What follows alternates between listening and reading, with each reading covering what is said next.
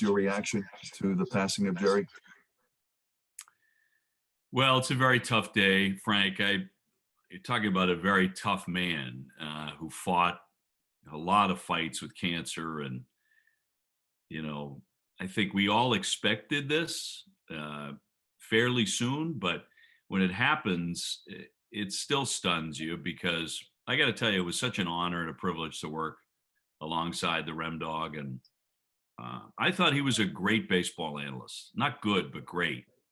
And it was a privilege to be able to call him a friend because today, as hard as today has been, I've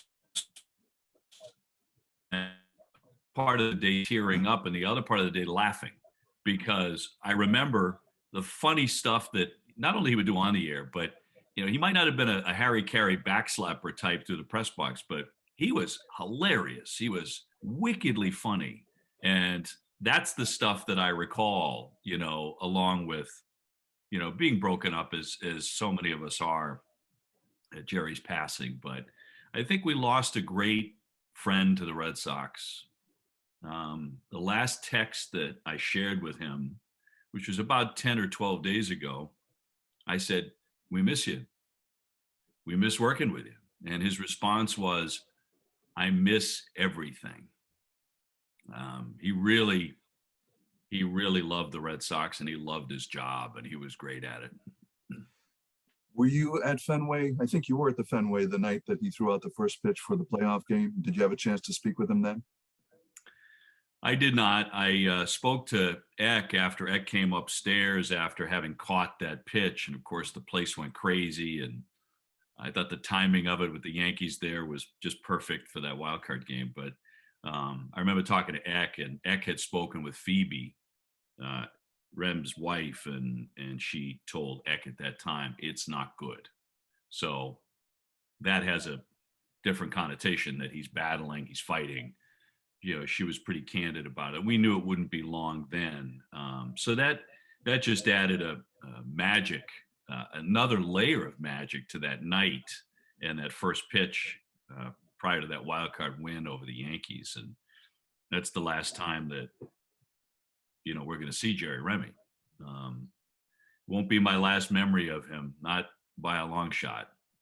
There were too many great ones and in the booth and out of the booth, and too many wonderful stories, which I think we're very lucky, Frank, that he told on the air. I think there are a lot of broadcasters who have great stories and great anecdotes, but they don't bring them out on the air for everyone to hear and to share, and certainly not the way that he did it, that quintessentially New England way that he did it. And so that's one of the things I'm going to miss so much about Jerry, and his willingness really, particularly in recent years, to speak from the heart. He was a very humble man, and he wasn't afraid if he told a story. Maybe it didn't cast him in the most heroic light as a player or even a broadcaster, but he didn't hold back. That's one of the things that made he and Dennis Eckersley such a great tandem, I think, to listen to, because it was always right from the heart.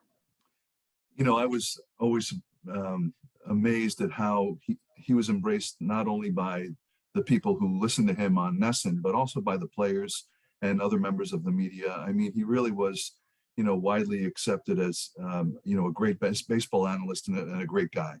Yeah, a great baseball mind, and that can't be lost. And he had a wonderful sense of fairness because he had played the game as long as he did.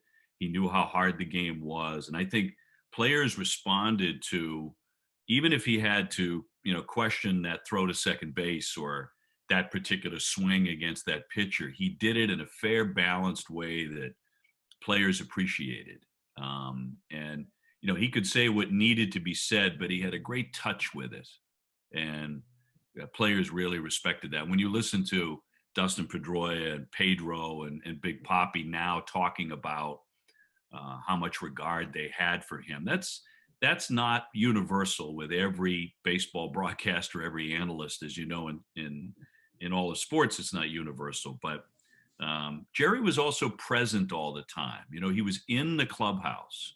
He was there in the hours before the game. And if anyone wanted to ask him something or question something, he was always there. I think players really thought very highly of that.